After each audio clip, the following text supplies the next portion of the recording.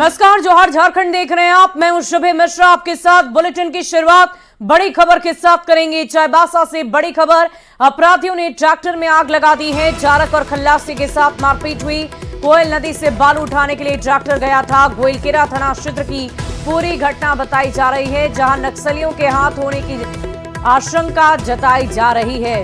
बालू का उठाव करने गए कई ट्रैक्टरों को अपराधियों के रोककर रखे जाने की भी सूचना मिली और इसी आधार पर जब पुलिस मौके पर पहुंची, चालक और खल्लासी के साथ मारपीट की गई है। इस पूरी खबर को लेकर बालू उठाने गए ट्रैक्टर को भी जला दिया गया है। चाईबासा से ये बड़ी खबर आपको बता रहे हैं, जहां अपराधियों ने ट्रैक्टर में ही आग लगा दी। और अब बात जातीय सर्वेक्षण की करेंगे। झारखंड में जातीय सर्वेक्षण का रास्ता अब साफ हो गया है। चंपाई सोरेन सरकार की अध्यक्षता में कैबिनेट की बैठक में इस पूरे प्रस्ताव पर मुहर लगा दी गई है। हालांकि जातीय सर्वेक्षण कब शुरू होगा ये तय होना अभी बाकी है। झारखंड राज्य सरकार ने फैसला ले लिया है कि जातीय सर्वेक्षण का काम को संवेदनशील मानते हुए इसे सजगता से पूरा करना होगा। इसकी जिम्मेदारी को कार्मिक और प्रशासनिक सुधार विभाग सौंप दी गई है। झारखंड कार्यपालिका नियमावली में भी इसको लेकर जरूरी बातों को शामिल किया जा रहा है। सरकार की ओर से बताया गया है कि सभी लोगों को वर्गों को समानता का हक मिलना चाहिए। इसके आधार बनाते हुए सर्वेक्षण किया जाएगा।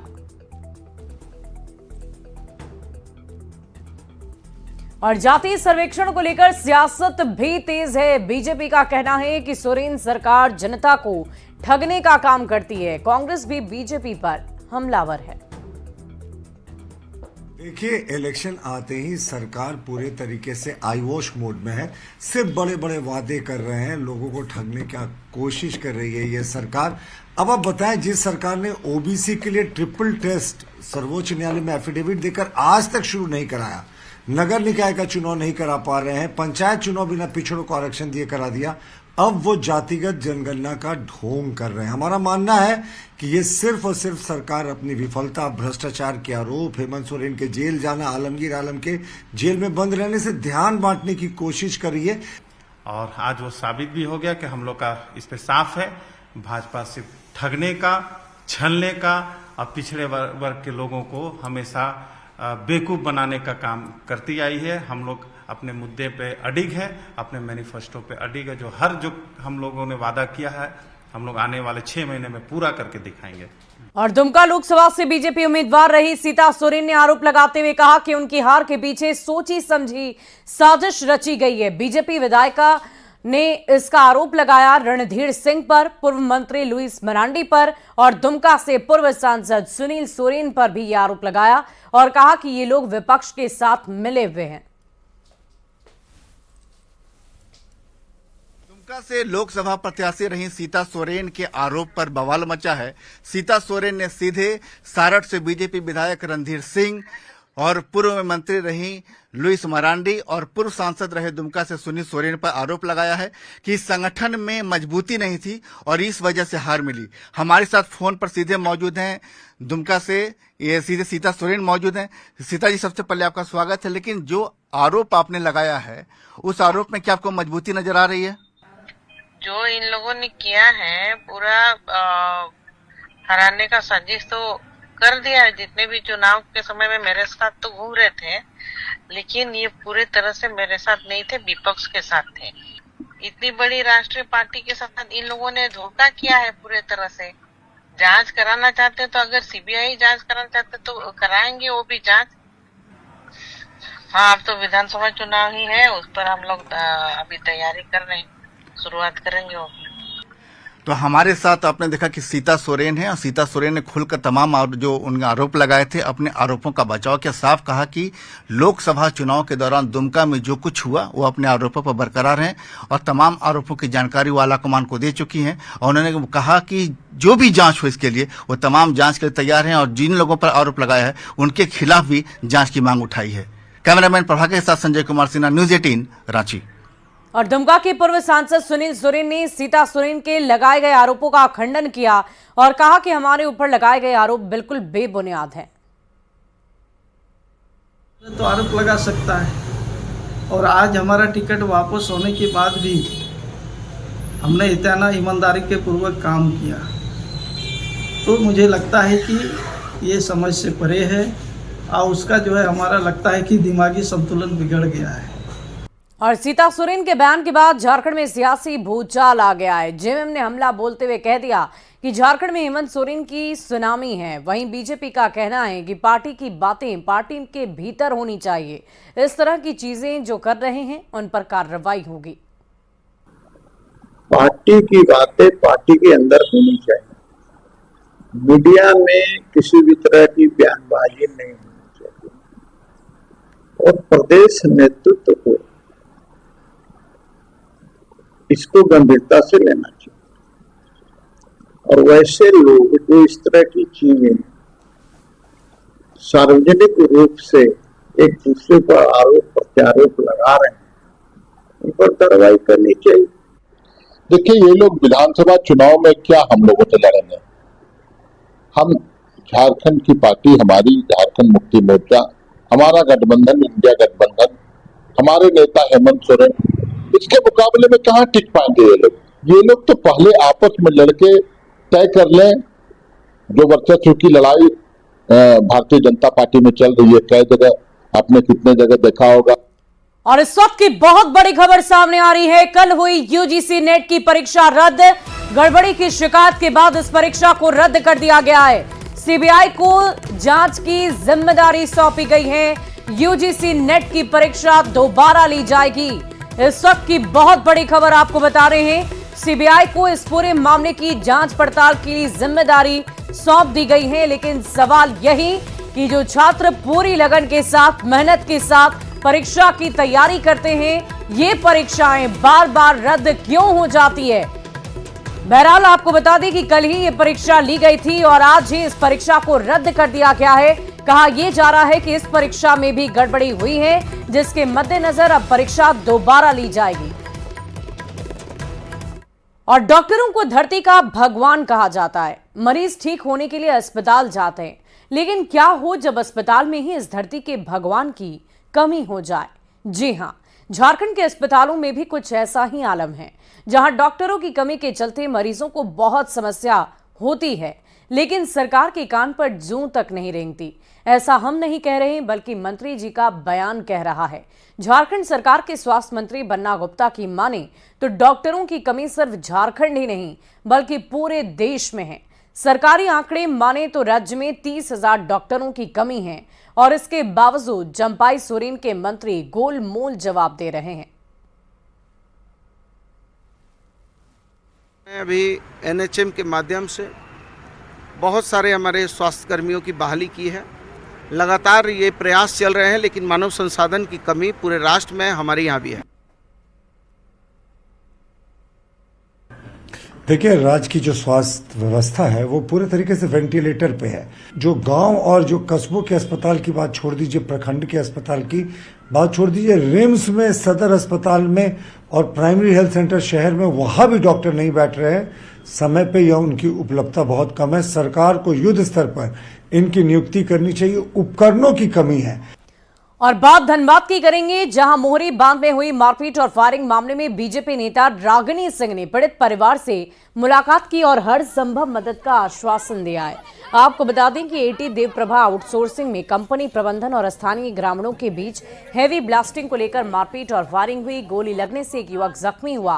कंपनी के गुर्गों की तरफ से किए गए लाठीचार्ज में आधा दर्जन ग्रामीण जख्मी हुए। यहाँ के जितने स्थानीय युवा साथी सब खड़े हैं, हम लोग खड़े हैं। जैसे लड़ाई लड़ना चाहे आप लोग के साथ हम खड़े हैं। अगर प्रशासन नहीं सुनता है तो प्रशासन अगर उसको चेतावनी दिया गया है, जाहिर सी बात है कि झूठ मूठ का वो थाना पूर्ति काम कर रहा है। और अगली खबर पाकुड़ से, जहां सदर प्रखंड के गोपीनाथपुर और पश्चिम बंगाल के कृष्णोनगर गांव के ग्रामीणों के बीच बढ़ते विवाद को संभालने के लिए एसपी प्रभात कुमार ने खुद मोर्चा संभाल लिया है। गोपीनाथपुर गांव को पुलिस छावनी में तब्दील कर दिया गया ताकि पश्चिम बंगाल के उपद्रवी झारखंड के पाकुड़ के इलाके में पहुंचकर और कोई नुकसान न पहुंचा सके। कमेटी की बैठक से हम लोग तुरंत आ रहे हैं, जहाँ पर सभी लोगों ने एकजुट होकर जो भी हुआ उसके लिए खेद प्रकट करते हुए भविष्य में इस तरह की घटना की पुनरावृत्ति ना हो, इसके लिए सभी लोग दृढ़ संकल्प हुए।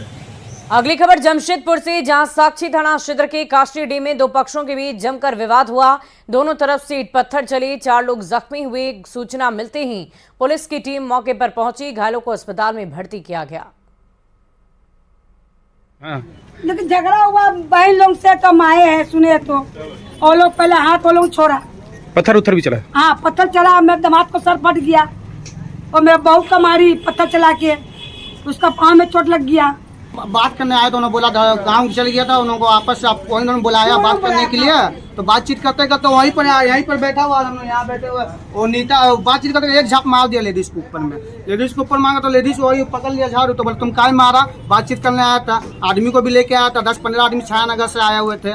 और अगली खबर धनबाद से ही आपको बताएं, जहां उपायुक्त कार्यालय में सरकारी नौकरी लगाने के नाम पर लगभग 2 करोड़ रुपए की ठगी का बहुत बड़ा मामला सामने आया।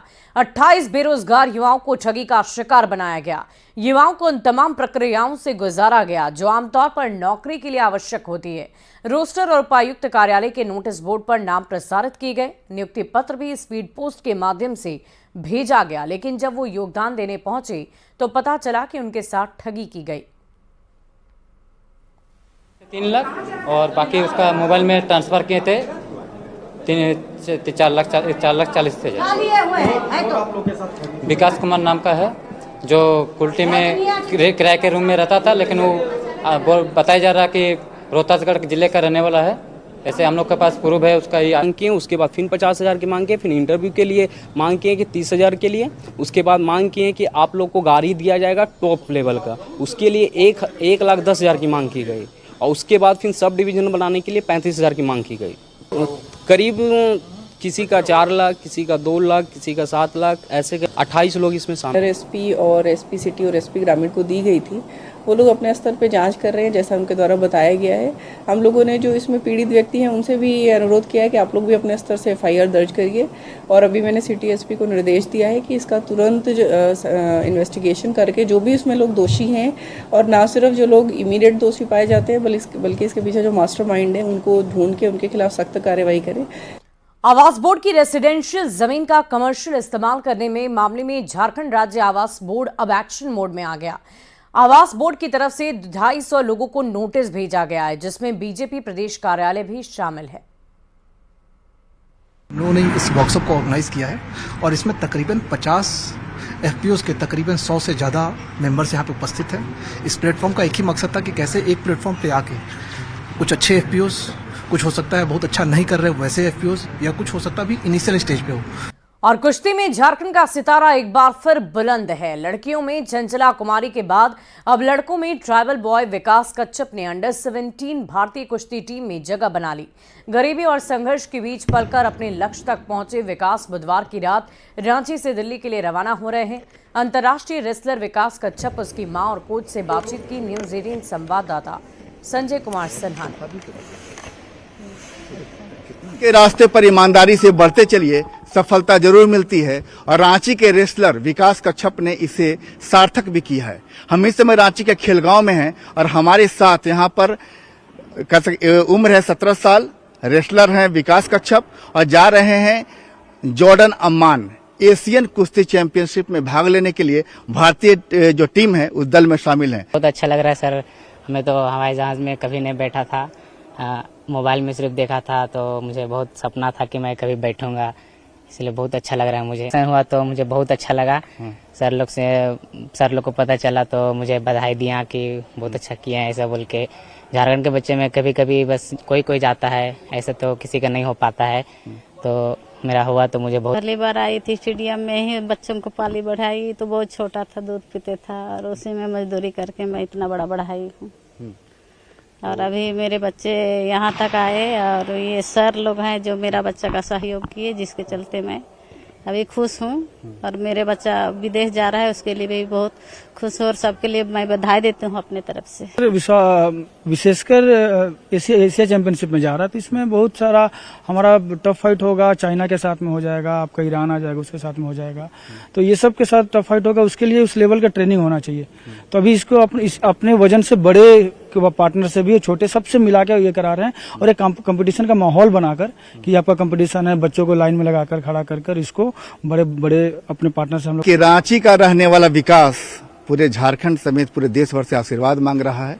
विकास तरक्की की राह पर है, डेवलपमेंट चाहता है और साथ में प्रगति की राह पर लगातार आगे बढ़ रहा है। लेकिन सबसे बड़ी बात है कि विकास ने उस समाज का सिर गर्व से ऊंचा किया है जो समाज आज भी बुनियादी चीजों के लिए संघर्ष कर रहा है। कैमरामैन संजीव तिवारी के साथ संजय कुमार सिन्हा, न्यूज 18 रांची। और झारखंड में मौसम का मिजाज बदल गया है। रामगढ़ में तेज हवा के साथ झमाझम बारिश हुई, जिससे लोगों को भीषण गर्मी से राहत मिल गई है। लोग जमकर बारिश का आनंद ले रहे हैं। रामगढ़ से बता रहे हैं न्यूज 18 संवाददाता जावेद खान। भीषण गर्मी से राहत मिली। अब देख सकते हैं कैमरे के माध्यम से किस तरह से यहाँ पर लगातार जो है बारिश जो हो रही है। इस बारिश का इंतजार लोग लंबे समय से कर रहे थे, क्योंकि रामगढ़ जिले का पारा जो है लगातार 40 डिग्री के पार जा रहा था। देख सकते हैं कि किस तरह से बारिश जो है यहाँ लगातार जारी है। कैमरे के माध्यम से देखा जा सकता है। बारिश के साथ साथ बिजली भी कड़क रही, यानी वज्रपात की भी यहाँ पर कहीं ना कहीं यहाँ पर संभावना जताई जा रही। फिलहाल लोग बारिश का मजा ले रहे हैं। देख सकते हैं कि किस तरह से बारिश रामगढ़ जिले में लगातार हो रही है, और कहीं न कहीं बारिश होने के बाद जो है तापमान नीचे गिरा है। लोगों को भीषण गर्मी से यहाँ पर राहत मिलती हुई दिख रही है। जावेद खान, न्यूज 18 रामगढ़। चतरा का कनकट्टा गांव बूंद बूंद पानी के लिए तरस रहा है। 300 की आबादी वाले इस गांव की महिलाओं को पानी की तलाश के लिए दिन भर भटकना पड़ता है। न पानी न बिजली, कुआं भी सूखा, बूंद बूंद पानी को तरस रहे ग्रामीण। कुएं का गंदा पानी पीने की मजबूरी।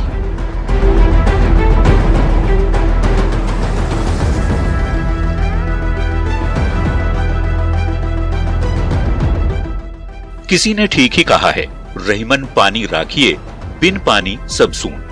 कुछ ऐसी ही तस्वीर आई है चतरा के कनकट्टा गांव से। गर्मी का कहर ऐसा पड़ रहा है कि कुएं से लेकर तालाब तक सूख चुके हैं। प्यासे ग्रामीण बूंद बूंद पानी को तरस रहे हैं। इस तस्वीर को देखिए। सूखे कुएं की तलहटी से पानी निकालने के लिए ये ग्रामीण जान की बाजी तक लगा रहे हैं। एक तरफ से मिट्टी निकाली जा रही है, दूसरी बाल्टी से बचा खुचा पानी बाहर आ रहा है। ये दूसरी तस्वीर है सूखे हुए तालाब की। प्यास इतनी ज्यादा है कि गला तर करने के लिए कुएं से गंदा पानी छाना जा रहा है, लेकिन ये पानी बच्चों को बीमार कर रहा है। बच्चा सब तो तबीयत खराब हो जाता है, तो क्या करेंगे, मजबूरी में पीना पड़ता है। सिर पर खाली बर्तन लिए महिलाओं की ये कतार घर से निकल पड़ी है। पानी की तलाश में निकली ये टोली कभी पगडंडी से गुजरती है तो कभी ऊबड़ खाबड़ रास्तों से, और अब ये महिलाएं पहुंची हैं गंदे नाले के किनारे। प्यास बुझाने की मजबूरी ऐसी है कि गंदे पानी को छानकर बर्तन में भरती हैं और फिर उसी पानी को लेकर वापस घर लौटती हैं। ये जगह पानी हो, एकरे में जानवर पीना हो या आदमी भी पीना हो, और फिर उतना लंबा घर हो, उतना दूर से आओ यहाँ पानी में एकरे में पीना हो, जीना हो। और पानी का दिक्कत है, कुआं उआ पानी सारा सूख गया है, और यहाँ कोई सुविधा नहीं है पीने के लिए। प्यासे मरते हैं, क्या करें, यही पानी पीते हैं। यही गंदा नाला कनकट्टा के ग्रामीणों की प्यास बुझाने का एकमात्र जरिया है, जहां इंसान और जानवर एक साथ पानी पीने को मजबूर हैं। सुशांत सोनी, न्यूज 18 चतरा। और अब बात हजारीबाग की करते हैं, जहां भीषण गर्मी के कारण अधिकतर प्राकृतिक जल स्रोत सूख गए। शहर का बहुत ही पुराना खजांची तालाब भी अब संकट के बादल उस पर भी मंडराने लगे हैं, और ऐसा इसलिए कहा जा रहा है क्योंकि शहर के बीचों बीच स्थित बहुत ही पुराने खजांची तालाब अब पूरी तरह बरसात के पानी पर निर्भर हो गए।